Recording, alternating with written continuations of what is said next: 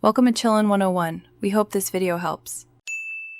You start by confirming your iPhone is updated and Roblox runs normally. That avoids unrelated errors. Next, pick a reputable VPN app. Paid services reduce lag and dodgy servers. Once done, download and install the VPN from the App Store, then sign in and grant the OS-level VPN permission. You do this now to create a secure tunnel before launching Roblox. Make sure cellular or Wi-Fi is active, so the VPN can establish a stable connection. You next configure the VPN settings to prioritize gaming performance. Choose a nearby low-latency server or a labeled gaming node. That reduces ping. Enable a kill switch to prevent accidental exposure if the VPN drops, and turn on split tunneling to route Roblox through the VPN only, keeping other apps on your normal connection. Then set the protocol to WireGuard or IKEv2 for speed.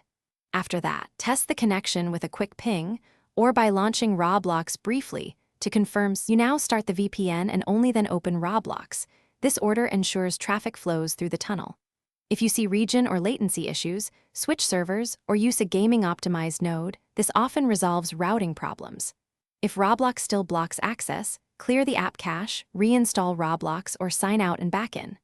One key troubleshooting tip: toggle the VPN protocol, for example WireGuard to IKEv2, and fully restart your iPhone. That frequently clears stubborn connectivity problems. Thanks for watching. Consider subscribing if we helped you.